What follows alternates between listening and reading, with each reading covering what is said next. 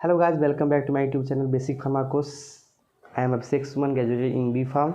So today topic is about the dengue बुखार। आप लोग तो अच्छे से जानते हो डेंगू बुखार क्या होती है और इससे लोग कुछ ज़्यादा ही लोग ग्रसित हुए और ये महामारी टाइप का फैल गया था एक टाइम में। उसके बारे में थोड़ा सा और डिटेल जानते हैं डेंगू क्या होता है। सबसे पहले डेंगू एक वायरल इन्फेक्शन है, मतलब कि एक वायरस के द्वारा किसी के बॉडी में इन्फेक्शन होती है और वो बीमार होता है। डिजीज़ किसके द्वारा होती है? वायरस के द्वारा होती है, ठीक है। और किस वायरस के द्वारा होती है? मेनली डेंगू वायरस, उसका डेंगू वायरस ही नाम है, ओके। और मेनली यहाँ पे बात ये आती है कि डेंगू वायरस सडनली तो किसी को नहीं आता है, यहाँ पे कौन ट्रांसमिट करता है, किसके द्वारा होता है? तो मेनली ये मच्छर के काटने पर होता है।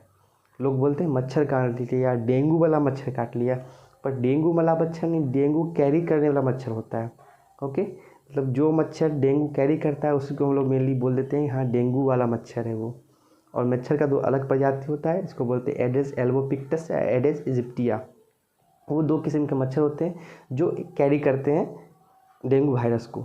और ये जो मच्छर कहाँ पाए जाते हैं? ये साफ़ पानी में नहीं पाए जाते हैं। जहाँ पे भी पानी ज़्यादा स्टोर, बहुत दिन से ज़्यादा स्टोर रहती है, खुले इन्वायरमेंट में अगर पानी ज़्यादा देर स्टोर, जैसे कि लोग का स्विमिंग पूल होता है या फिर कोई भी जगह जगह पानी रखते हैं चिड़िया लोगों के लिए और ज़्यादा अमाउंट में रखते हैं, बहुत दिन तक रह जाता है, तो उसमें हम लोग मच्छर का ग्रो हो जाता है। कौन सा मच्छर? एडेस एल्बोपिक्टस और एडेस इजिप्टिया, जो कि डेंगू वायरस को घर में लेके आता है और किसी को काटने पर वो बीमार पड़ता है। तो मेनली वो वायरस आता कैसे? मान लीजिए सपोज कहीं पे भी कोई डेंगू से इन्फेक्टेड है और वो अनइन्फेक्टेड मच्छर जो कि जिसके पास डेंगू का नहीं है वो जाके उसको बाइट कर लिया, तो वो ब्लड सक करता है, उसके साथ साथ में वो क्या कहते हैं उसको इन्फेक्शन डेंगू वायरस को भी सक कर लेता है। तो मच्छर इन्फेक्टेड हो गया, फिर मच्छर किसी हेल्दी पर्सन को काटता है तो उसको इन्फेक्ट कर देता है।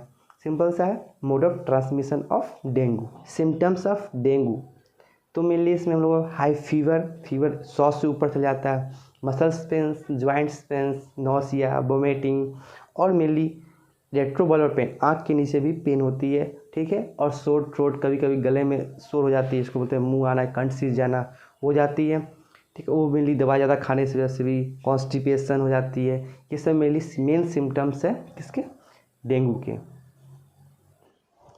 नाउ टेस्ट ऑफ डेंगू, हम लोग कंफर्म कैसे हों कि वो पर्सन डेंगू से इन्फेक्टेड है? अगर किसी को कंटिन्यूसली फीवर आ रही है और हाई अमाउंट ऑफ फीवर आ रही है, मेडिसिन खाने के बाद भी उसका फीवर डाउन होता है, फिर फीवर आता है, तो उसका हम लोग ब्लड सैंपल निकाल के उसका हम लोग टेस्ट करते हैं। उस टेस्ट में मेनली हम लोग ब्लड में मेनली प्लेटलेट्स काउंट्स को काउंट करते हैं। अगर प्लेटलेट्स काउंट 1 लाख से कम है, अगर किसी को डेंगू काट देता है, उसका प्लेटलेट्स ज़्यादा फाइट करता है उसके अगेंस्ट में और उसका काउंट कम जाता है, ठीक है। तो अगर प्लेटलेट्स का काउंट कम है, 1 लाख से कम है, तो हम लोग एक अनुमान लगा सकते हैं हाँ ये डेंगू से इन्फेक्टेड है, ठीक है। अगर और कमते जा रहा है प्लेटलेट्स काउंट तो समझ जाएंगे कि हाँ उसको डेंगू हो गया है या फिर डेंगू वायरस उसके बॉडी में प्रेजेंट है ना। ट्रीटमेंट, मेनली उसका कोई ट्रीटमेंट नहीं है कि डेंगू वायरस है तो उसको मेनली वैक्सीन आता है वो लगा देंगे, ऐसा कुछ नहीं है।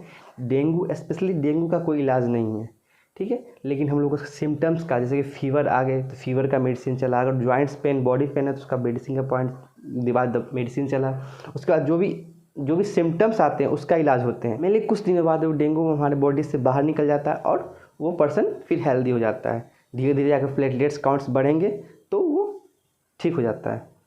Prevention is better than cure और ट्रीटमेंट।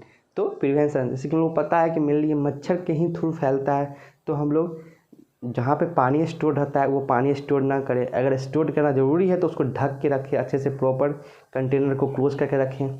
उसके बाद मस्कीटो रिपेलेंट का यूज़ करें, जो कि मस्कीटो नेट का यूज़ करें। और कहीं भी ट्रैवल करें तो उस एरिया को, मतलब मान लीजिए किसी रूम में किसी होटल में गए तो बोले इसको डिसइंफेक्टेंट कर देने के लिए डाल के साफ उफ कर देने से मच्छर वहाँ पे प्रेजेंट ना हो। वहाँ पे फुल स्लीव मतलब कपड़ा पहने जिससे वो मच्छर काटने की संभावना कम रहे, ठीक है। स्प्रे मारते रहे, जो भी डिसइंफेक्टेंट का स्प्रे आता है वो मारते रहे। और लास्टली ट्रीटमेंट, मेनली ट्रीटमेंट होता है, लेकिन जो पर्सन अगर डेंगू से बच गया हो तो उसका बॉडी में उसके प्लाज्मा में उस डेंगू के अगेंस्ट में एंटीबॉडी रहता है। तो अगर किसी के बॉडी में ट्रांसफ़र करने से, मान लीजिए मैं डेंगू से इन्फेक्टेड था पहले पर मैं अभी ठीक हो गया हूँ, तो मेरी बॉडी में इस डेंगू के अगेंस्ट में एंटीबॉडी प्रेजेंट है।